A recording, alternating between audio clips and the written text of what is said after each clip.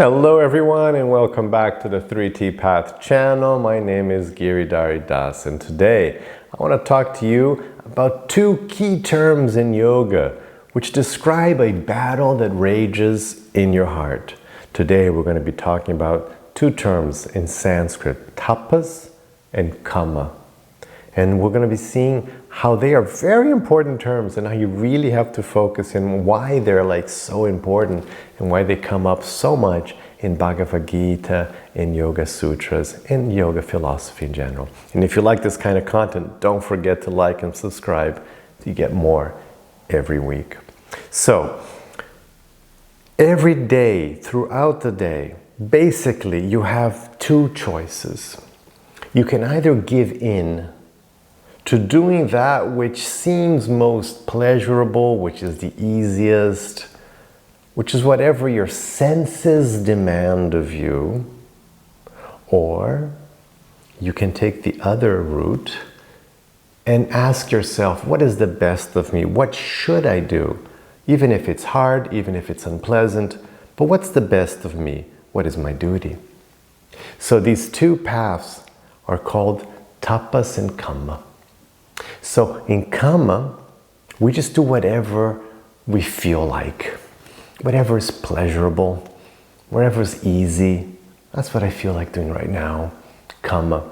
And you might say, Giri, well, that sounds great. Why shouldn't we do that all the time? Are you nuts? Well, no, because you can see that that's not going to work out very well. If you're always doing kama, how is that going to work out for you? So you're not going to get up in the morning because you want to sleep in, right? That's kama. That's more pleasurable than getting out of bed. But then you're going to miss your work and then you're going to be fired. So that's not going to work out very well. Or let's say you we all like eating junk, right? Who doesn't like something fried and this sweet thing and that fried thing? And so then if you just do kama, you're just going to eat lots of junk. So then how is that going to work out for your physical health? I mean, you won't live very long if you do that. Or if you want to get even darker, you might say that, somebody wants to have sex. Sex is fun, right? It's nice, it feels good. So then you rape someone because, it doesn't matter what they think. It's just what I feel like. It feels good to me, so I'm going to do it. So that can get very dark very quickly if you just follow the path of kama. You can start, oh, look, there's a nice car. It'd be fun driving it. Let's steal it, right? Because it's fun. So if you do immediately, in the immediate moment, whatever is the most fun, the most what you feel like, you can see clearly that that's not going to work out very well. So what yoga says, what Krishna says in Bhagavad Gita, Patanjali says in the Yoga Sutras, is that actually we have to practice tapas. So tapas is a word that isn't translated well. There is no single word to translate tapas into English. But the concept of tapas is that you do that which is the best for you. Despite difficulties of being inconvenient, basically you do what your dharma calls you. And dharma means your essence, your duty, your purpose. So you follow your purpose, your dharma, ethical, moral behavior, the best of you. You do that despite that being unpleasant, despite it actually being the opposite of kama sometimes. Because sometimes, right, look at Arjuna in the battle of Bhagavad Gita. So in the Bhagavad Gita, Kurukshetra battle is about to start, and Arjuna doesn't want to be there because his family members are involved and he's seeing his uncle and his grandfather in the opposing army. So it doesn't feel at all kama to him. It feels like the opposite. It feels very unpleasant for him to be there in this giant battle, giant war. Is completely unpleasant. So he wants to get out of there. But Krishna says, no, Arjuna, you can't get out of here because this is your dharma. You have to do this. You have to practice this tapas. You have to be here and realize your duty, your dharma. To defend the constitution, you're a warrior, and these people are, they're they're breaking the constitution, they're breaking the laws. You have to do this, even though it is unpleasant.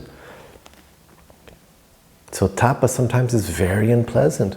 Waking up again, like, waking up in the morning, not eating all those sweet little things, maybe eating the broccoli instead, it's like in eating less than you might want.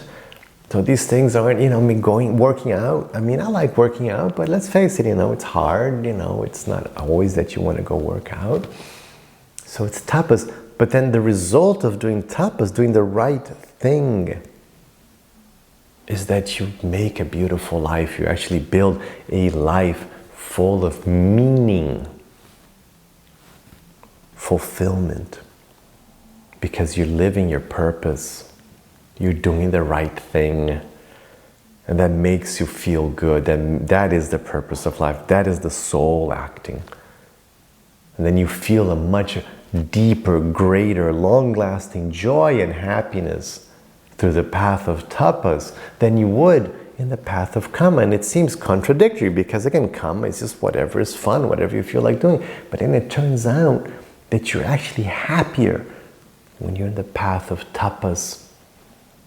Because in the path of karma, Krishna says beautifully in Bhagavad Gita, he says like this, he says, those pleasures that seem good in the beginning, it's in Rajas, thinks, oh yeah, I'm going to do that, it's karma. Yeah, that'd be great, doing drugs, it'd be really fun. Oh yeah, I'm going to drink a lot, I'm going to eat this giant chocolate cake. Looks really good in the beginning, he says. Pleasure in tapas, in Rajas. He says, it's really good in the beginning, this kind of pleasure in Rajas. But then in the end, it's like poison. He puts it like that. And then he says, those things you do in sattva, which is tapas, those things you do which are like the right thing to do, that you're doing out of duty, in the beginning, Krishna says, they seem like poison, but in the end they're like nectar. So that's what happens. Sometimes, sometimes you just feel like nectar in the beginning as well. I mean, it's nice doing the right thing, it's not, it's always bad. But that is the nature of tapas. Sometimes it doesn't feel so great that you're doing it. Oh, I'd rather be like sitting here and, scrolling through Instagram. Oh no, but I have to go to work, I have to do this, I have to take care of my child. I have to clean the house. So it doesn't feel so good immediately, but then in the end result, you've got, beautiful children, you got a beautiful house, you got, your life is in order, a job and money and health, and then everything is very nice and you're living out your purpose. So that is tapas and karma. We should always choose tapas. And in tapas, we get karma, you get the pleasure, but the priority, the guiding principle is tapas. Let me know if that makes sense to you. If you have any questions, make sure to leave your questions below, and have the rest of your day with lots of peace and lots of love.